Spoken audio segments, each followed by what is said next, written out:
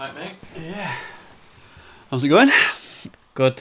I've been watching some documentaries on Netflix. Yeah. What you been? I'm into the golf at the minute because I was watching YouTube golf quite a lot when I was injured. Now I've been watching Full Swing, old episodes, but it's been quite good watching how the other half live. Yeah. Not seen that one. That's the golf one there in Full Swing. I've seen is it Drive to Survive? That's the Formula Yeah, one, I've not seen that one. See, I'm not a big F1 fan. Yeah, I'm not, but I quite like those behind the scenes. I really like the Tour de France ones. They're my favourites. Them ones. Yeah, they're all right. I think it's one of those things. I'm a massive cycling fan, so watching the Netflix ones isn't as. It's just like they could have done better, kind of thing. But if you weren't a big fan of the sport, I guess you would love it. It's a bit like the rugby ones, like the Six Nations ones. So it's all right, but I wish it was a bit more like the football ones. Yeah. You know, like when the Sunderland one came about and stuff like that. I'll lap that stuff up. Yeah. Oh, yeah, definitely. Especially if it's your team as well. They did one on Leeds a few years ago, and I watched that to death. Especially the season that they got promoted. They did one where it was like crying at the end because we didn't go up, and then the year after they came back and we managed to get over the line. I think they've planned one for United now, haven't they? That's what they're saying. Let's hope it's not on this season, and let's hope they've not done a Spurs one either. Oh, yeah, that'll be a depressing watch as well. What the roller coaster that is Spurs, Jesus. It's I like the football ones though. I've watched quite a few of them. I couldn't put the Man City one on though because I didn't want the kids turning into a Man City fan because they'll just be a fan of whatever's on the telly. Yeah, that's true. They watch this shitty Southampton thing. It's like the kids' football thing, but like she thinks she's a Southampton fan when they're on the telly because it's so yeah, easily swayed, aren't they? But yeah, I do like the football ones. There's some random ones. I've seen some American football ones now. If you can have a little deep dive into it, mate. Yeah, no, I'll check it out actually. Someone said the tennis one's quite good. Oh, really? Yeah, like uncovers stuff that you couldn't have even possibly thought about because you never see them like off court, do you? There's a big front to tennis, isn't there? Like you don't know much, like you said, about what goes on behind there. You just see the icing on the cake with it, don't you? You never see the behind the scenes. My favourite sporting documentary of all time, probably one of the best things I've ever watched, was The Last Dance. Oh. Jordan. I mean, I love Jordan anyway. Growing up, he was the man, wasn't he? But I just love the way they shot that. I loved how they brought a different person in every week as well, like focused on them and their career and how influential they were. You forget. I mean, you forget what it was like, how big it was, how big he was, and stuff. Wasn't it? It's like unbelievable. Yeah, it was a good documentary that, and it's quite good just watching him like reminisce, but still with that like arrogance and twinkle in his eye kind of thing. I mean, he's made a load, hasn't he, off the back of the shoes, but he's from his career as well. The brand, the career, he had everything. For me, I think if I had to pick the biggest sporting star of all time, he'd probably be there, you know, Michael Jordan. Yeah. For me, I think he's probably number one. Mm. That's a good question. We should have had that on the chat GBT, shouldn't we, on the last episode? Yeah, there's not many like in this, like like when I guess every age group says it, but you know when I was growing up, you know, the likes of Jordan and there's Tiger Woods, Usain Bolt, these people that are like bigger than the actual sport. Like there's not that many these days, I don't think, really, that transcend their own sport, not in the same way. Do you think Luke Littler, darts player, is going to get that he probably way? does, doesn't he? Well, in the UK especially, because he's everyone, like everyone in the house can know him, the kids, the wife, the husband, like the grandparents will know of it. When the darts is big, Luke Littler's revived it, I think. He's made loads of people watch it, and I think his age factors in, doesn't it? The fact he's only 17 and he's like at the top of the sport. It's amazing. Yeah, it really is. There's I'll plug another podcast, not that they need it, but the Socially Distanced podcast. Have I got that right? Yeah. And they do a segment pretty much every week where they pick a sports documentary and they'll watch it and then talk about it. So I basically get a lot of my recommendations from that. Is it like a book club? But a little bit, yeah. It's like like there's two Welsh comedians, the Mike Bubbins who does that. He's and there's Steph Guerrero, who's a bit of the producer, and he's into his running actually. But they started it obviously during lockdowns, I think, and they literally pick a highlight of the week from, well, not a highlight from the week. They just pick something off social media, Mm. And then they also pick a sports documentary and then talk about it. And then they've got a spin-off that is literally like a film podcast. I think they call it like Michael Owen's Film Club. Yeah. And it's, so it's heavily sport related, but they're comedians as well. It's quite funny. Yeah. And because it's Welsh, it's that link, isn't it? Because I like listening to, even though they're from South Wales, I know a lot of the places they're talking about. Yeah. It's nice having that reference, isn't it? And yeah, and like they'll watch. They've made it basically. I guess it's part of their job, but like watching the sports documentary. So they'll watch ones that I would never have heard of, like American football and stuff. I'm not a big fan of, but I'm a fan of sports documentaries if it's a good one. So they'll have watched one. If it's good, I'll go and watch it.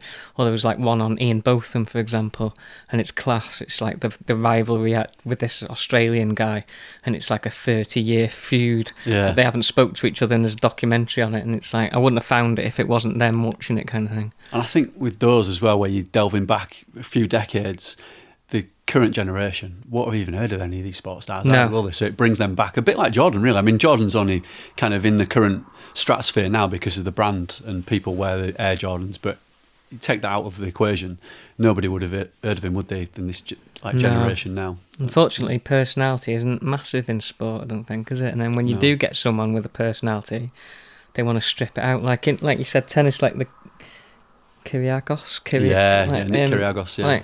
love him or hate him, he's got personality, hasn't he? And you should encourage, I think, that. Like it's only when people retire, like Andy Murray or something, you saw glimpses of it in his career. He's actually got a really good, dry sense of humour, I think. But it's only when he starts coming towards the end of the career, people get to see his personality, whereas, people should just encourage it, I think, more than anything. Definitely. I better just introduce the podcast. I've not done that yet.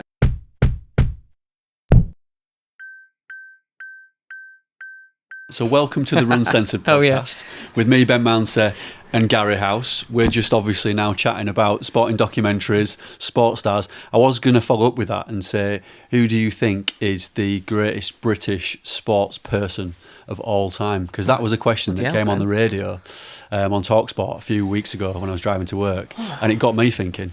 Who did you go for? Buy myself some time. British sports star. Well, I think in terms of achievement, I tell you who did pop into my mind was Redgrave, just because Sir Steve Redgrave with the rowing, because he'd done it over... I knew who he is. I thought I'd better just say Sir on the start. It wasn't because you didn't know who he was. I thought, I can't just call someone with a knighthood like Redgrave. It's a bit derogatory, isn't it? I thought I'd better give him at least the introduction he deserved. Stevie Red. Stevie Red, yeah. But I mean, to do 5 gold medals over 5 consecutive Olympics, like, how would you top that? That, for me, for that consistency at that level over that period of time, I think deserves it just on that, really. I think it's got to be somebody who's dominated a sport for a lengthy amount of time. So for me, he kind of came into my head straight away, although there's arguments for people like Andy Murray was in a conversation. I don't know what your thoughts are there. The only thing I've got with Andy Murray is it was never Scottish, you're going to say. Scottish. No, I'm only joking. Oh, there goes a load of followers. Thanks, Ben. Thanks for that. I just thought I'd drop Ben in it. It's only because he tells you he's Scottish as well. No, I do like Andy Murray. But the thing is, I think he was overshadowed at the time he was overshadowed by Roger Federer and, Nadal and other people, and Djokovic, obviously. So, Redgrave was the best in the world at his discipline, whereas Murray was the best British in his discipline, if that makes sense. Did he do solo stuff? Redgrave? Yeah. Well, he was always paired, wasn't he? How do you know he's the best then? Well, actually, you could give it Pinsent as well, couldn't you, I suppose? Yeah. He was a half of the best, wasn't he? I'm not going after Steve Redgrave, but God, you just thrown that one in the spanner in the works, haven't you? But I mean, he was top of the game, wasn't he? With Pinsent, obviously. Yeah. But they dominated. You could obviously that sport. never single anyone out, could you? I don't think. But yeah. It's going to be really sport related, isn't it? Because like motorsport, like Stirling Moss, something like that, or like cycling, you got Chris Hoy, Cavendish, I'd pick. Cavendish. Yeah. It's very finite, isn't it, of what the discipline is? Yeah. Cavendish was definitely a name that was mentioned, wasn't it? Yeah. So yeah, interesting question. We'll get shot if we don't say Jasmine Paris. That's true. Yeah. Everyone wanted her to be on Spotty. To be fair, she deserved the nomination for Spotty. I have to say, I would agree. Apart from I just think that whole thing's a farce. Yeah, it is. Like, Yeah. I'm sure it'd be a great honour for her to get nominated, but yeah, it's just that whole thing's a bit daft. Yeah. Well, Ali McCoy's made a good point as well on TalkSport that it's moved now to a Tuesday, and it was on a Sunday, and even taking it from the prime time slot, because everybody used to watch it on a Sunday. Yeah, Who watches it on a Tuesday night I grew now? up and it was always on the I'm born on the 12th of December, and it was always on the Sunday of my birthday. Obviously my birthday changed as in the day of the week, but it was always that Sunday kind of thing. And then, like you're saying, what's it doing on a Tuesday? Hasn't it turned into a completely public vote as well now? So it's just a popularity contest. Well, only after the shortlist, isn't it? So they basically fix the shortlist, and then it's. I mean, but surely Boaty McBoatface taught us what happens when you ask the public their opinion, right? Yeah, true. What's that? Oh, Gary. Yeah. It was when they were naming the boat, wasn't it? The boat, wasn't it? Sports personality. Well, no, it's not sports personality, isn't it? But if you ask people on the internet what they want to do, like what do you want to call this boat, then it got named Boaty McBoatface, wasn't it? Yeah. What boat? Oh man, Gary, you're You're gonna have to Google this one. Yeah. Sorry. But you're right though, Chris. Put the power in the hands of the people, and they'll go for the most random thing, won't they? Or go for the wrong thing. Yeah. But yeah, interesting one. I'd like to know what people who are listening to this or watching this think in terms of best British sports person. Actually, as well, do you think a trail runner would ever win that? No. It's not going to happen, is it? It's not mainstream enough. So it depends on the sport, doesn't it? Yeah. Is the point I'm trying to make. Yeah. But yeah, an interesting Be a footballer, wouldn't it? Yeah. Yeah. Unfortunately. True. I mean, I love football, but yeah, football's probably the biggest sport, so it'll be a footballer. We should move on to the topic of today's episode, which isn't a sports documentary podcast. This was just a warm-up, this, wasn't it? This was just getting us caught up on what we've been up to, which is watching sporting documentaries. But today's episode is all about injuries, and there is no better person to ask about injuries than you, Gary, unfortunately. Sorry to mention it, last year, mate, yeah. I mean, you've been injured a long time. You're back now running, you're back training, you've got a race coming up in Gran Canaria, which we've talked about on a previous episode. But just go back to when you got injured. How did it happen, and what was the injury? Yeah, I'll try. Sorry, there's a dog being extracted from Ben's leg. Yeah, it was a long time ago now. I was training for a race over the summer, Pica over in Andorra, basically on the border, south of France, Andorra, and it's like a massive race. It's, I think, 11,000 metres of within 100k, but the last 10k of that is like downhill overall, so you're basically squeezing that into the first 90k.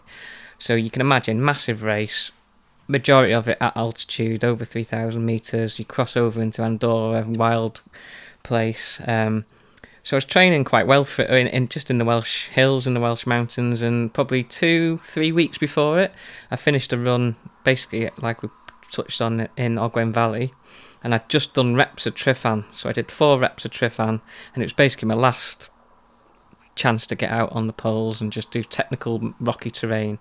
And I got back into the car, and all the way home, just 45-minute drive, I could feel like a niggly hip kind of back thing, and it was just put it down to the stress of going up and down Trifan, essentially. Was that the first time you'd felt it as well? Yeah, in training, it was the first time I remember you kind of finish, and it was in the summer, so it was busy, but it wasn't that busy where I parked. I had to. Is it the main car park at the bottom of Trifan? No, I had to park down the road, so probably like only another 200 metres into another lay-by. Yeah. So I had a minute on the flat to jog back to the car, and in that time I could feel it. Just felt like in my hip, I guess, was a bit tight or whatever, and then driving home I couldn't really get comfortable, and using the pedals was a bit uncomfortable, but I just put it down to. Was it that flat section of road then? Is that what you're saying? No, yeah, it was the flat. Last 200 metres. Yeah, it wasn't. Yeah. It wasn't. Were you going for a segment? Is that what it was? Yeah. I tried to sprint back to the car. I mean, I was. Yeah, another story. I was late home to pick up the kids, but didn't think it was just quite innocuous. But again, I only had 2 or 3 weeks to go until this big race in Andorra, and then about a week had gone and it hadn't got any better. So I wanted to go and see my regular physio. He was away somewhere, so I had to go in somewhere else, and I got told that you've got SI joint inflammation. Basically, don't run for a couple of weeks and you'll be all right, or if you do go and do this race, it could get worse. But like SI joint, it's not the end of the world if I have to take a few weeks off afterwards. Again, still didn't think too much of it, but it just didn't go away. And at the I remember getting out with the lads to Andorra, and to France, and I hadn't ran on it for about a week at least, which is no big deal, is it? But in the first, I did a 5k the day before the race. We all did, and it felt all right. I could feel it was there, but it was not even a 1 out of 10 on terms of pain. Anyway, got the race started, and it's a big race, big massive climb to begin with, over 1,000 meters. And it just felt like my leg wasn't working properly, is the best way to describe it. I had no power. Like a dead leg almost. Yeah, and I'm not the fastest hiking up a hill, but I shouldn't have been dropping like I was with my friend Drew and James Elson and stuff. And it was like, I stopped for a piss, and then I couldn't catch back up, really, unless I really put some effort in. But that's fine.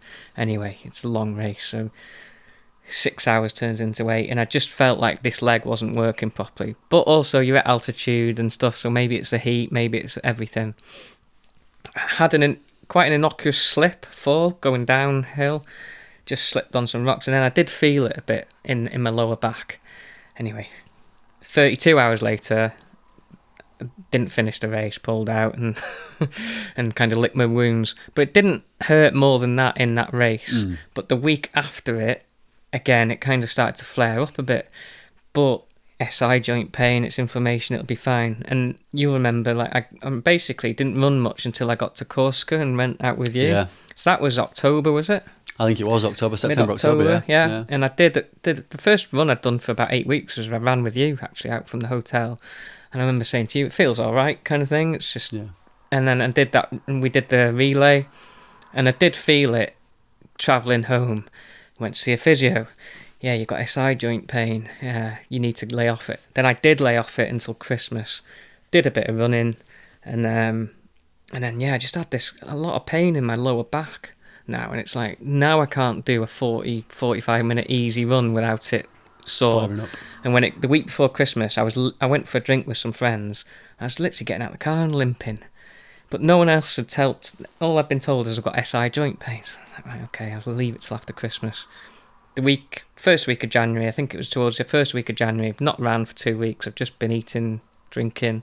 Yeah, no big deal. I'll have a rest and I'll pick up in the new year. And I like to sleep naked. Yeah, bear with me. I remember from Corsica. Yeah. And so I wake up. I remember waking up at probably about 3 a.m.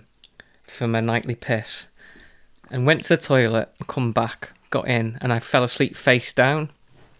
And then I woke up again when the kids woke up, probably 6:30, and I'm face down, naked, and I can't move. Jeez. Yeah.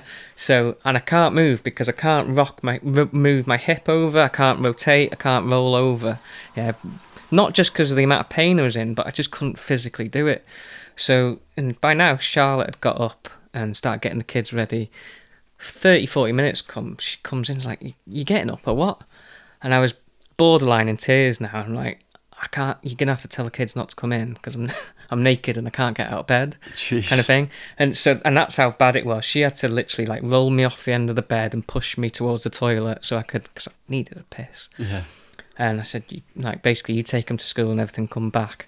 And then yeah, I remember, it's weird, isn't it? Because I was in that much pain, I couldn't make it to the toilet. But then I was like literally like naked on the stairs to try and get some clothes from downstairs. And I got stuck on the stairs and I just could not, your leg could not move. I couldn't lift it, couldn't do anything.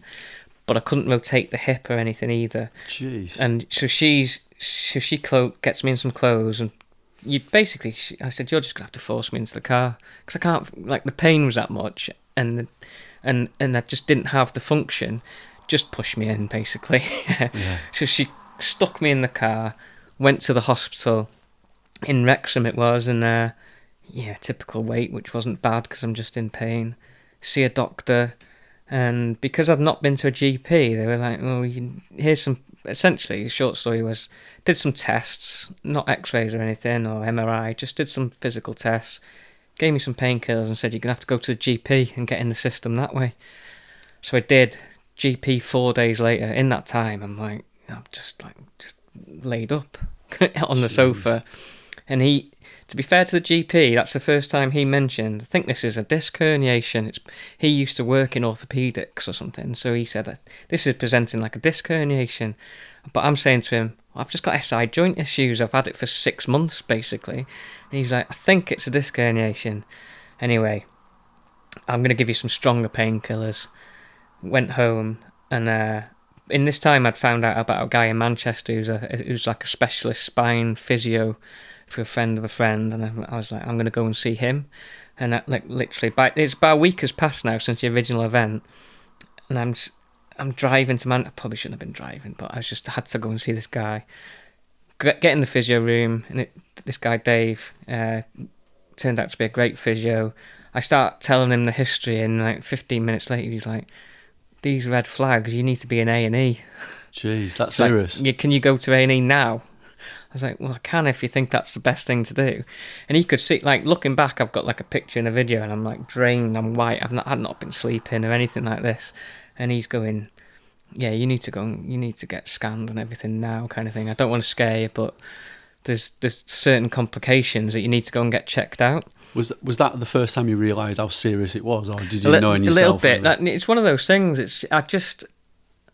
It wasn't even denial. It's just, I think because I've been told one thing, and to be fair to the other physios, it's not maybe easily missed or whatever. It's just one of those things. But in my head, I wasn't thinking it's a disc herniation or a spine issue. I didn't know what the pain was because it was just everywhere by now.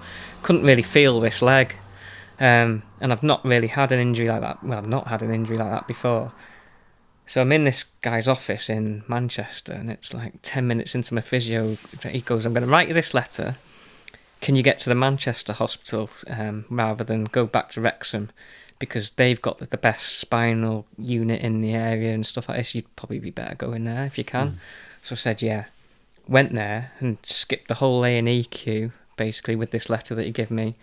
And I end up in, it's like, I can't remember what they call them, like basically a specialist physio before you go and see a doctor or whatever. Yeah, it's like a specialist place. I sat in the wait room and I get called my name, and it's a girl that I know she's been medic at races and stuff. She's like, Gary, what are you doing here? And I'm limping in, kind of thing. I was like, I've got this letter from the physio, and she's like, right, okay, yeah, well, you need an MRI. If you're, let me check. She was like, if we leave now, we can get you to the MRI people like now rather than have to wait. So within 15 minutes of being to see Dave, drove across, and 15 minutes later, now I'm having an MRI on my spine. Got back in, and she's like, my colleague's going to take over for the next couple of tests because they're a bit invasive. And I was like, don't worry about it. And I didn't know what they were going to do. Go behind the curtain, and it's like, yeah, basically we're going to have to shove a finger up your ass, kind of thing. Yeah, because they need to check the nerves and stuff. Yeah.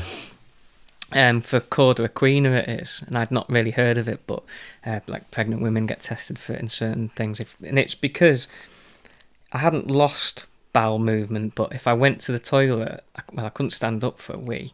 I had to get myself onto the toilet, sit down, and really concentrate to go to the toilet. It was that bad.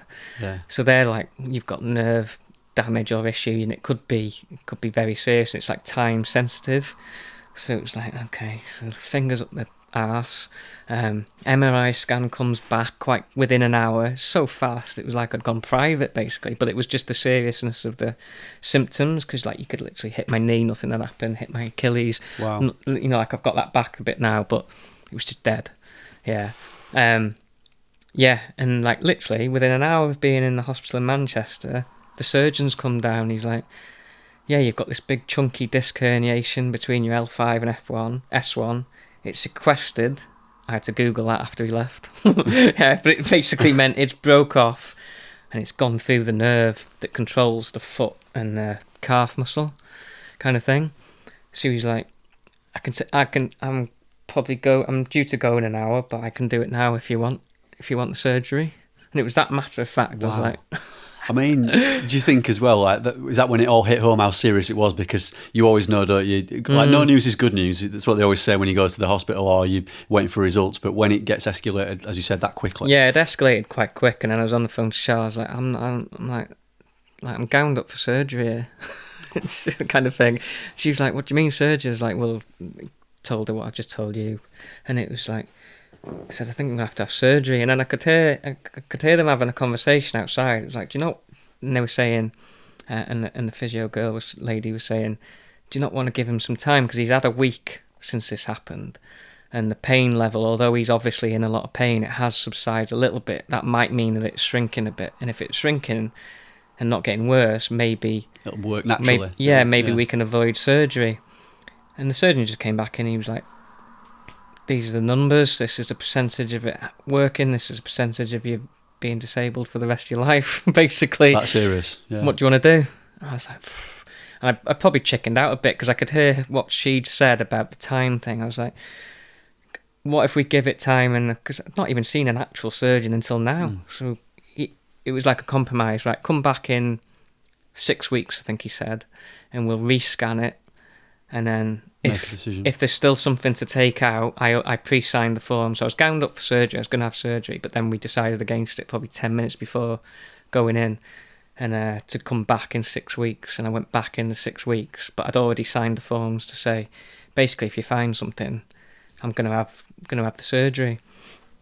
In that 6 weeks, the pain improved, but no function came back at all. So I kind of knew what was coming. I thought, I'm going to have surgery, basically. Went in to see the surgeon, and he sent me for the MRI, but this time the MRI, it was on fast track, but it took about a week to come back. In that week, the surgeon had just buggered off. I don't know where. Yeah, as they do. My God. So there was a bit of a time gap then, and in that time gap, I got, like a heel raise of, like, there's videos of me, I could not get my heel off the floor at all. It's not even like a muscle strength thing. It was like, it's just not happening. Anyway, 2-3 months maybe, I think it was probably 12 weeks, there was a millimetre, I noticed I could get a millimetre off the floor, and that was it. I was like, right, I'm not going to have surgery, I'm just going to, I just did everything. I was just going back to Dave, probably, it was weekly at first, and then 2 weeks, and then 4 weeks, and he was basically just making my life a bit better comfort-wise. And then it got to, like, let's try and build up some strength. And it's like, what strength can you build up? But you've still got nerve damage. Yeah. And a lot of it was just time, to be honest. And you're waiting on Mother Nature to hopefully come back, because the nerve damage, wherever you've got it, he said it's literally like 4 mil a month of recovery. Yeah. And you've got probably 12 months to make the chunk of your recovery. Gosh. So 6 months in, I still couldn't get my heel off the floor that much. I mean, when people get injured when they're running, and people listening and watching this will have all at some point, I would think, been injured, including myself. I mean, I've not had anything as serious as this, but you can kind of accept, right, I can't run for a week, 2 weeks, a month max, but to know that you're not going to be running for 6 months to a year, like, what was going on in your mind? Because that for me, it'd be like, wow, that's pretty. I mean, obviously it's not for life, hopefully, because you've had the surgery, but it's a serious amount of time when it's something you do day in, day out, and it's your life, basically. It was a bit like you. I've only ever had, like I said to you about it, I've only ever had impact injuries, really, in races. Like, I've broken ribs, I've broken both my elbows, I've done all kinds of injuries, but this is not something like this. And but I think because the only thing that was in my favour, kind of weirdly, is how serious it was. Like, for 3, 4, 5 months, I couldn't kick a ball in the garden with the kids. I couldn't do anything with them. Couldn't let them climb on me or anything like that. So, like, running was the furthest thing out my mind, if I'm honest. And it was like, right, okay, how do I get myself from where I'm now so that I can just function a bit normally? Like, in the back of your head, I'm always thinking, if I can never run again, because he's basically saying, you would only get offered this surgery if we offer it, like, elite athletes, and I don't fall into that category, but my career's been running. So he's like, I'm happy to offer it to you, but usually you just have to live with being basically disabled, because people live in pain until the point where they get back surgery, but yeah, you wouldn't necessarily, you're not looking for 100% recovery from that kind of thing. It's like foot function wise. I'm just like, okay, so for months I was just going out on the hill, and that's when the dog was a big help, because I had to take the dog out just in pain, going up the road to get onto the little trail, and literally physically lifting my knee up every step. Yeah. But like, I think as long as you can do it, and it was painful, but it was painful sat at home. So I may as well get out with the dog for half an hour. Then that becomes 45 minutes, and I can go for a walk in the hills for an hour, and I'm going on a proper walk. Then I can do a little bit more with the kids, and it was just building up slowly. It sounds daft, but yeah, it was literally just like taking every day, like, what can I do today? It was not like, how do I get back running? Because it was so far from running. Yeah, it's probably a different approach that any other runner would have 95% of the time. This is more like, how can I just get through daily life? Isn't it? Like, you've probably got so many other priorities. And I was laughing about it, but like our mutual friend Paul Turney, I've been to see him about the foot function later on, and it's like, I was explaining to him, like, when you're running, all I was getting, you'll get back to it, and you must miss running. I'm like, and I was saying to him, I just didn't want to be disabled for the first 6 months. And it sounds bad, but that's literally it's what way down the list it of was. Priorities. Like, some of the stuff that was happening, like, we took the kids to Betsacoid one day, and there they've got I'll never forget it. It's a car park, and there's like a low wall, so the wall is probably up to my shin, like the top of my shin, and my lad Wilder jumped over the wall, and I went to copy him and take the mick, and I jumped, and as I jumped, like, that calf doesn't work. It's not like you can't force it. The nerve damage is so bad, it just didn't leave the floor. So that foot didn't leave the floor, and I just went bump.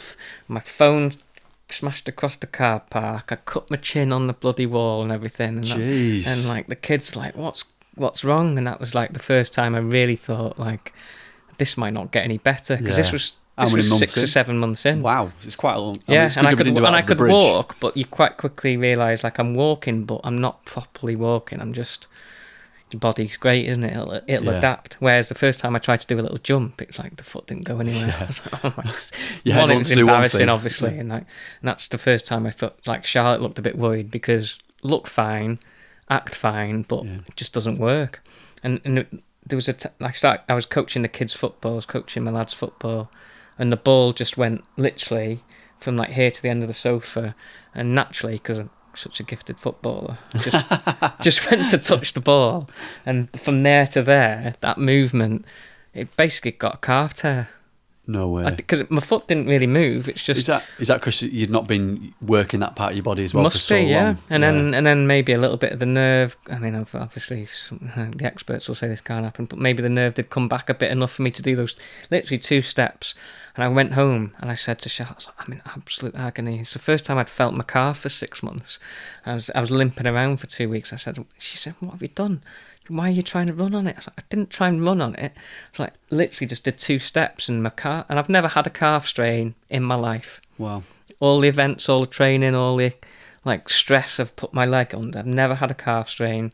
I've had a bit of an Achilles issue, like, that needed a bit of work on. That's it. I suppose if you've not been using it for so long, like 6 or 7 months, and then suddenly you want to use it for quite a sharp movement, and it is a quick movement. I know you weren't going far or doing much, but I think whether it hadn't worked and then it worked, and that's what did it. But I've never felt it since, and I've gradually built up, like you say, built up the running, and like now, it's funny because a certain gradient will still catch me out because I've got no control. Well, not the same control over my heel. So like if you're running a certain gradient up a hill, like your heel isn't touching the floor. Yeah. But mine is. Yeah. Because it's just dropping, because I've not got and it's not a muscle, it's not a ligament, it's not a tendon. It's the nerve doesn't control it anymore. Is that still even now? Yeah, it's slightly improved. What like Paul was trying to help me with is like the function through the big toe and the inside of my calf still doesn't work properly. Yeah. So there's certain movements I can do and certain movements I can't, and unfortunately you kind of need that for uphill running on a certain gradient and stuff. Yeah. And with speed. Being on your toes. Yeah. Yeah. So like at first, every step I would take, like being out in France was a good example, and then afterwards I went to the Tour de Géants with my friend Robbie, and he took me on a little run around his village in Italy, and it was like, if you run easy for an hour, I'll be able to run with you now, I think. Yeah. And he was happy to do that, but like up like 6 steps, he's gone, or like a little ramp around the corner, and he's gone, and it's like I'm so not used to that, but it's not through lack of effort, not because the muscle. It's not even because the muscle won't do it. I'm sure it would, but it's just because it's like the nerve isn't plugged in. Yeah, I see. So that's when the frustration starts to come in. You have to remember to kind of be thankful for what you can still do. Yeah, exactly. Because now I can kick a ball with the kids. I can do all that stuff, and I can run a bit. But then you start to get greedy, don't you? I'm like, now I can't run at pace. Now I can't do a session. Now I can't whatever. And do you think that'll always be the case, or that's the thing? I don't know. We're just over the year mark now, and like Dave, the physio, said, things can continue to improve, and there is cases where obviously the nerve does continue to improve. And funny enough, because I got involved with the Dragon's Back as working on it last year rather than running it, I was chatting with Shane O'Lee. I always murdered his surname, but on one of the calls with Shane, I was telling him about the injury. I was like, look, when I go to Dragon's Back, it'll be good because I know certain points, but I can't run with people very well yet. And I was explaining the injury. He said, I had that pretty much. It sounds like a very similar injury, but 10 years ago. And he said, it took me 12 months to get back to running, kind of thing. But he's all right now, is he? Yeah. Well, I did. Yeah, he's an awesome runner. He's back at full strength for one. Kind of thing. That's so be encouraging. And you get so many stories of, especially having this, like the social media I've got. It's like I don't mind sharing it and stuff like that, but you also get 100 stories of success, and you also get 100 stories of I never ran again, and I'm in pain every single day. So, but I'm quite good with. I'm not an overly emotional person, I don't think. So it's like every day, take it as it comes. Don't get excited too much, but then I don't get disappointed that much either. So like when you're on a level, exactly, yeah. So it was more like I just took it as it came. To be honest, I did, like some people are saying I haven't ran for 3 weeks. I don't know how you've dealt with it. And it's like, Christ, it's like 3 weeks. Yeah, all a year. Don't care. It puts If someone things in told perspective, me doesn't you it? need to have to take a year out of running and then you'll get back to it, I'd happily take that. I've been running for 20 years, and it's more. And I think it is a bit of an advantage, like you say, because it was so bad. So I'm still like my foot is still an issue, kind of thing. But at the same time, it's not like a niggly issue I've had, and I'm trying to run through it. Yeah. So I do get it when people are frustrated with injuries and things like that. I guess everyone's got their own story. I mean, I knew it was a serious injury, but I don't think I realised until you've explained it all like that, in that much detail, how serious it was. I mean, you were talking about almost being to a point where it could have gone into like a disability and you might not ever run again. So I know you're thankful that you can still do it. You're coming back now, but there must have been some dark times. Like yeah. I guess the dark times was probably the pain. Initial pain was a dark time, but like literally.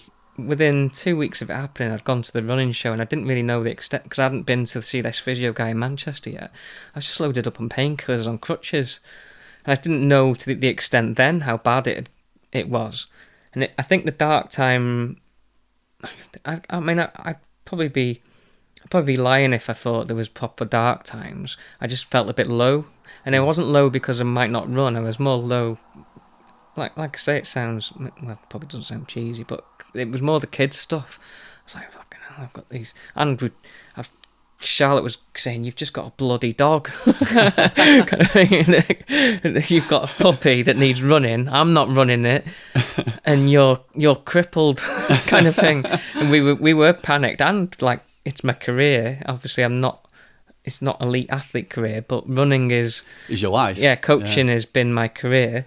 And people are like, you can still do coaching and stuff. And it's like, yeah, I can, but would I be in the mindset to want to be in running? Yeah, I don't know. If someone said you're never going to run again, I wouldn't be coaching in 2-3 years time, because I just wouldn't be in that world. No, you'd probably want to be disconnected, wouldn't you, as well? And I do see people that are disconnected from the sport and they're still trying to do whatever they're doing, not necessarily coaching. And I just wouldn't enjoy it. I enjoy what I do. I've carved out a career because I love the running bit. Yeah. If I'm not running, you know, like I'm all right on the bike. I can, and I'll cycle, but I don't enjoy it like I enjoy running. No. So it's not like I'm going to be a cycle coach or something. Not that I would be, but you know what I mean? Yeah. It's just, but yeah, I mean, I guess that's the big thing. Like, rather than bang on about this injury, it's like advice-wise, I just say to people, whether it's short-term, long-term, what I have been good at, I think, is just being proactive about it, kind of thing. Like, it's apart from the 6 months where I didn't go to didn't know what it was, but yeah, it was like it could be painful, but if I could move, I could move. Yeah. And I wasn't looking for a specific answer from a physio. I was just like, look, as long as if I'm in pain, but I can move, so I should be moving, right? It's like, yeah, do it. Yeah. Kind of thing. And it's, if you've got an injury, short term or long term, I just think, yeah, rest is good. Sometimes you need that period, but just being proactive. And it might not be that you have to go and pay a physio, because I know there's sometimes a barrier there, and you might not have the greatest physio and all that. But you can at least kind of like look at you. Like, I think you can compound an injury by ignoring it, or by like spiraling into treating your body like crap, basically. Whereas I went the opposite. When I was in pain and when I was at my worst, I wouldn't touch alcohol and stuff. That was one rule I did have. Yeah, you didn't want to spiral. And I didn't think I was going to spiral, but I was like, I need to give my body every chance to kind of fix itself. And I could quite easily sit there and have 4 bottles of lager every night just to kind of, but I didn't like the way I felt on the painkillers, so I didn't really take painkillers when I probably should have, to be honest. But yeah, I was like, I gave myself a weekend of having a few drinks, and then I didn't drink for months, to be honest. Yeah. Were you able to do any? I know you said you were like hiking with the dog. Was there anything you could do, like swimming, for example, or cycling, where it didn't hurt as much, or you could keep fit that way, or was that just not even an option? Yeah, like fitness wasn't obviously top of my mind, but moving was. So it was like, again, working with Dave, the physio, it was more, if I can get on a bike and I can sit on a bike for 10 minutes, let's do it. And I was lucky, I've had the Watt bike in the garage for years since lockdown. So that was the first thing that I did, to be honest, to get my legs moving. And it was interesting because on those Watt bikes, you can, I don't know if you've seen it, it would literally give you the power output in a percentage-wise left and right foot. And I thought, I'm going around all right. It's on like 0 resistance and just getting my legs moving. But when you looked at it, it was like 25% versus 75% of one thing. And that's when I first realised, actually, it's not just my foot and calf.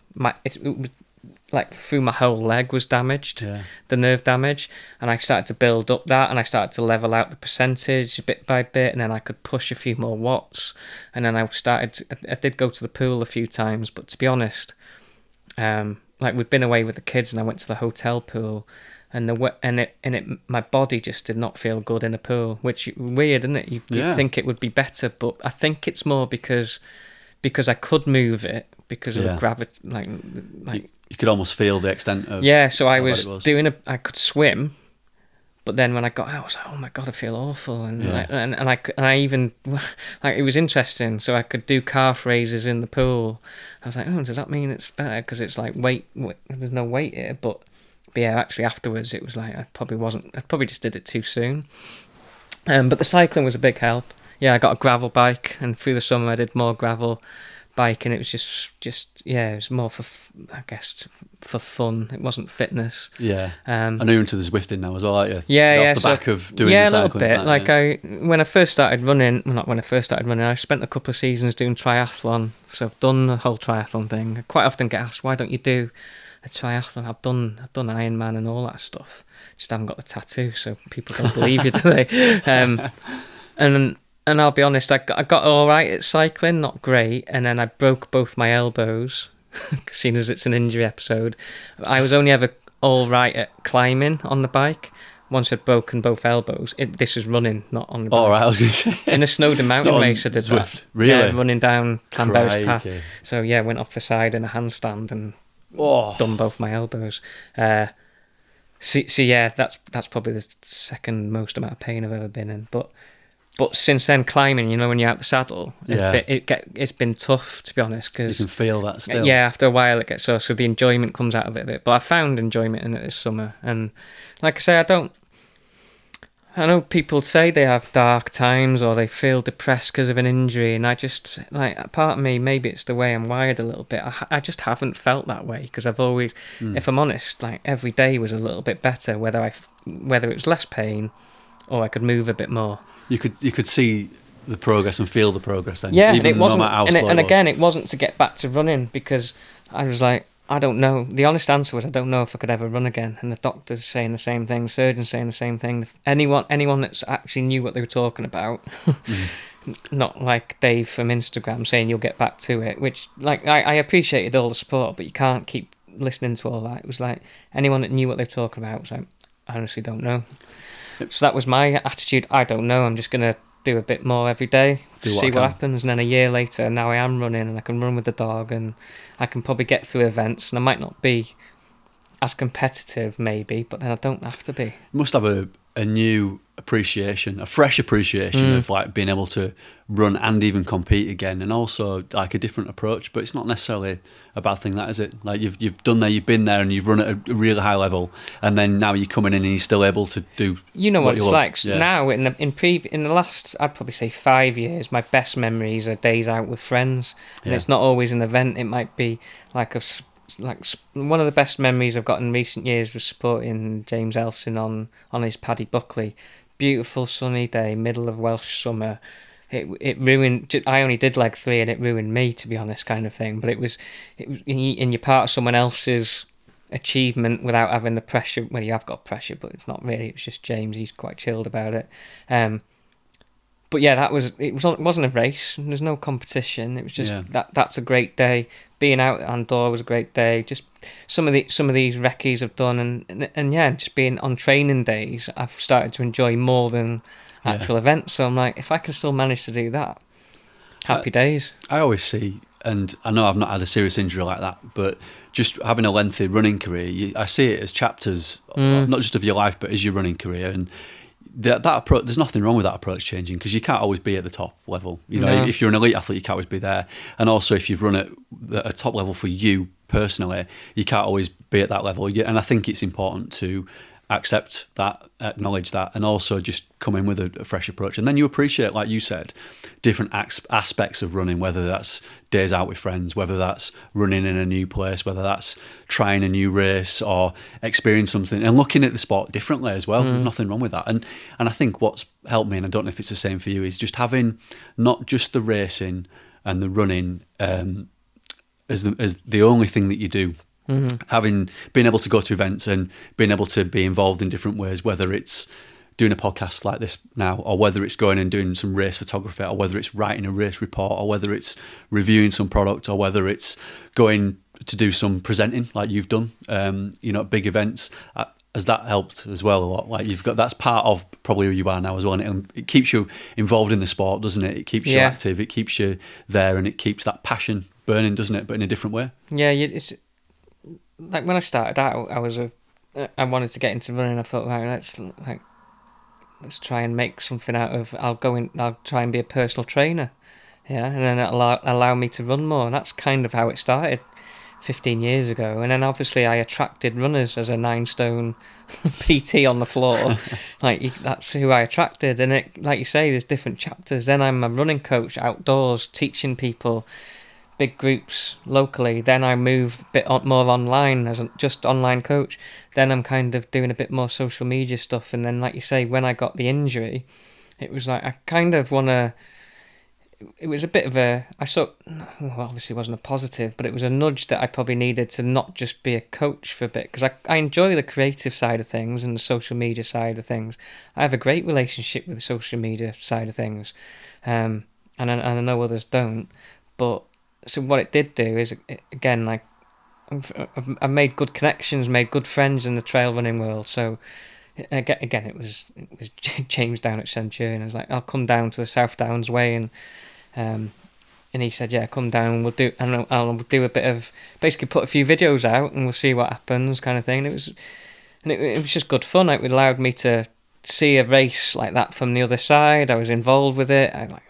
I knew a lot of the runners, and then it was almost like I knew that if I do something like that, something might come out the back of it. I don't know what it is, but I quite fancied getting involved with races and just speaking to the people and all that kind of thing. It's just a made up role, I guess. But like you said, yeah, it took me, I did A6 for UTMB, and then I did the Dragon's Back and been these races in Wales and stuff. And I've really enjoyed being in. I don't know. It's almost a different role, isn't it? Yeah. And I've not missed running or not felt jealous of the runners at all. And I thought, will I? Won't be. And they're long days, and I might be on a hill just waiting half an hour to speak to one runner or whatever. But I've really enjoyed it. And part of it is it's got me out and I'm moving, and I've used it quite selfishly. Like on the Dragon's Back days, I'm like, I'll go and test myself a bit. Can I get to this peak in time for these runners? Yeah. Because I've got free reign to do videos how I want, kind of thing. And then I'll see if I can run down and follow them and stuff. And I'm testing myself a little bit and pushing myself a little bit, but also making what I think is a good content as well. And it's and like you say, like a year, I would not have done any of those jobs if I hadn't been injured. No. So I think listening to that journey you've been on now, and what I'm taking from all this is that how you've been able to cope with it mentally, physically, and going through that whole kind of process where you're in rehab and you're in recovery, but also like the way you've reinvented yourself and kept yourself involved, but in a different way. And you've just always seen the positive. Positive mindset is the main thing I would say that you've probably had there out of everything. People have said that, and like, I guess I don't even know if it's flattering, but I don't even think it's positive mindset. I just think it's quite, like I said before, like a flatliner's mindset. Because it's not like I was positive in terms of, I'm definitely going to do this, it's going to be this. I was just like, this is all I can do. But you are a glass half full kind of person, aren't you? Yeah, I think so. You can see why people who, if they're in the same situation, would go the opposite way. And I do see that, but like, again, maybe I'm... I don't know. It's just a way of thinking. I've never been a person that would go... It was never in my mind that, like, I'm just going to sit there and wallow and stuff like this. And it's not... I know everyone takes things differently, and at the end of the day, you couldn't just say it's just running, but it wasn't just running, was it? And then a year later... Like, a year is a long time, but it's also a short amount of time as well. Like, now, back running, I'm more positive... I'm definitely positive. Like you say... I'm not back training properly or running properly, but I'm definitely positive for next year because I know that I can go on days out with friends in the hills. I know I can get to events and all that kind of thing. And I've just, I've had a year chilling. But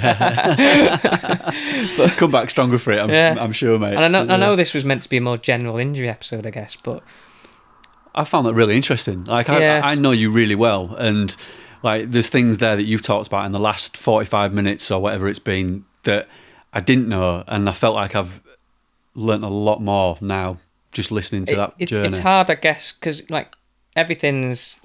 I guess a lot of people will think they know me through Instagram, and that's true, but you can only... It's hard to get across sometimes, especially when it's something like that. It's like I summarised the last 3 or 4 weeks of what had happened in a 60-second reel. It's like a bit of a clip of me going out the hospital or in or whatever. It's like, oh yeah, Gary's injured again. Oh, Gary's injury's still going, and it's like, and that's fine as well. But I think that's why it was quite good. I documented it to a certain degree to this point because like the amount.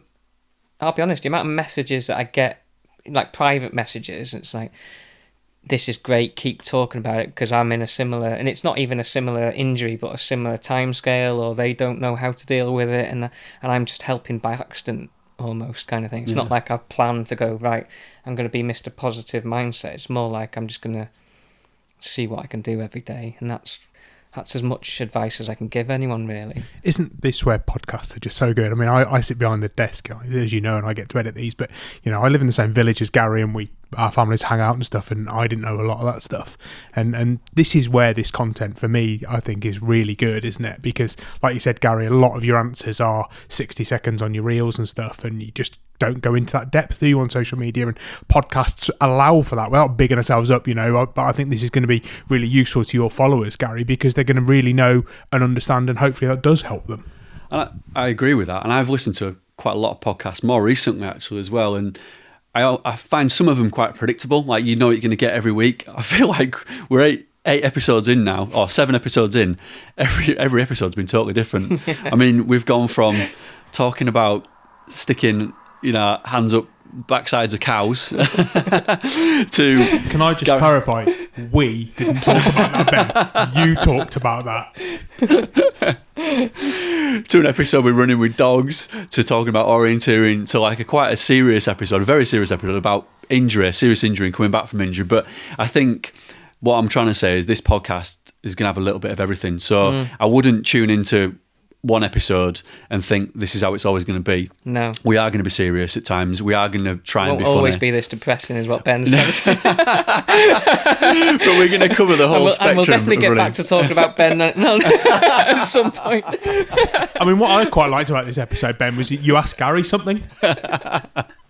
It's refreshing, isn't it? But also, we probably need to be careful because he has spoken now for the best part of 45 minutes. So at some point, we're going to need to think about wrapping this up. And I think it means that I can now get another 3 episodes of talking about me. Is that how this works? We'll have to do another... We keep saying this, but there'll have to be another injury episode where we talk about normal injuries, maybe. But yeah, maybe that was a good one just to tell... Plus, now I don't have to answer every Instagram message. I can just say, go and watch that. I'll go and listen to that. Definitely. But also, just to wrap it up, when people look at social media and they're just seeing that top level and they're only seeing the icing on the cake sometimes and just a small snippet of what actually goes on in your life. Like people think I'm constantly on holiday and I don't work, and people will be nodding and agreeing with me now, but they never see what really happens in people's lives. No. Like this, they'll never see that, like what goes on and how you've got through that. They only see the funny videos impossible. You put out. Like you can't. Yeah. I'm someone who's made a career mainly through my social media, and I've tried my best to share it. It's not like I've tried to hide about the injury or anything, but it's like you say, it's like I can't sit down with someone in 45 minutes and tell them basically all the ins and outs. And I didn't really plan to do that today. It snowballed, didn't it? Because it was a long story. I realised it was a long story, but yeah, you just can't. People can't, even if they wanted to, they couldn't put out everything that goes on. So like say Ben, like me and Chris will know how hard Ben works because we can't tie each other down, kind of thing. Yeah. But like on Instagram, it might look like things are all rosy and it's probably not, and it might be the other way around as well, kind of thing. Yeah, very true. It's not. You don't. And again, I did a tongue-in-cheek video ages ago called like it's okay to be okay kind of thing. Yeah. And people didn't like that but it was tongue-in-cheek because I am okay. There's always someone worse off than yourself, kind of thing. So it's not all doom and gloom. And a lot of the time, like I don't know, it's almost like a fashion to think of the worst out of every situation and try and make content out of that. It's like just it's all right if things are quite normal for a bit as well. I'd love it to be just it's okay right now. It's not that's all it is. You're making Ben feel real bad about his bruised bum now, aren't you? Yeah, I'm not even going to mention my injury. Well, I can't even call it an injury now after that, Gary. I've got a good mate, Mark, and like he might listen to it, he might not, but like, I ran with him for the first time in months recently. He spent the first 20 minutes talking about his shitty injury that he's had. He's not even been running, and he goes, "Oh yeah, I've had a bit of an achy calf." 20 minutes he's banging on about it. Not once asked about my life-threatening nerve damage. But because we're best mates. It's like I had a wry smile, but it wasn't like it was just funny. I was thinking, God, yeah, mate. People love talking about their own injuries, don't they? And I know that's what I've just done. But you won't like, yeah. If you wanna waste an hour, just ask someone if they've ever been injured. I definitely think this topic has got more mileage in some way, shape or form, but I think we'll wrap it up for now. Hope you enjoyed listening to that because I think it's relatable. I really do, and I think it's nice to see a different side of you actually, Gary, as well, because it is the kind of underbelly, isn't it? It's not just the kind of top level what you've seen on Instagram, as we've said. But yeah, if you enjoyed listening to this, if you enjoyed watching it, please like and subscribe. Put the comments in the on all of the social media platforms. Please leave a review if you can, and let us know if you've had an injury. Let us know if let us know your injury questions, maybe. But obviously, we're not doctors or experts. More maybe how to deal with it or experience-wise. We're not going to go into anything that we're not qualified for. But yeah, maybe we'll come back and do one of our chat GBTs based on injuries or something. That's a great idea. It's probably a better way to do it, isn't it, rather than me banging on about something else again. We'll wrap it up there then, shall we? I think so, mate. See you next Tuesday. There you go.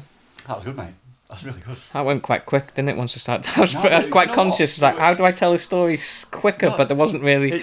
I think sometimes it's really good when you don't have a scripted, like it just goes in a direction, you've got to let it go. And I think it's just, like I said before, and on that then, this podcast is it's going like that, I think. And we're not just a one-trick pony, we're not just doing shit jokes. We're quite happily talking about one thing for 45 minutes, and obviously it was my experience, but...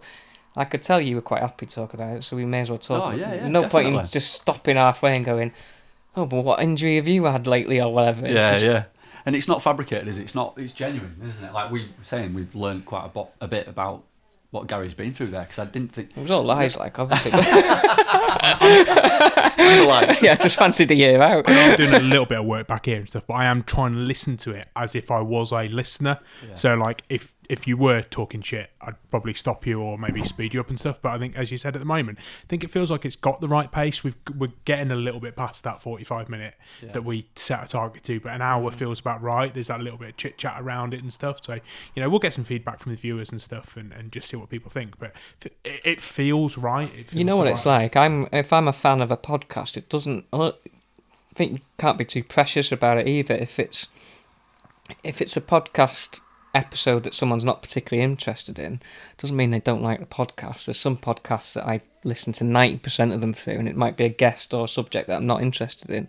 I just won't listen to it. Yeah, exactly. But like you say, we've had a wide range of ones now. Yeah, we tag this up as a running podcast, and obviously that's what it's branded at, and that's what you guys start from. But actually, I think our listeners will start to understand that we do talk about quite a range of things, and hopefully that's maybe people like you, Ben, maybe people are just going to listen to these podcasts when they go running, so maybe they don't want to hear just about running or race reviews or whatever. They want to hear about the other side of things that runners talk about.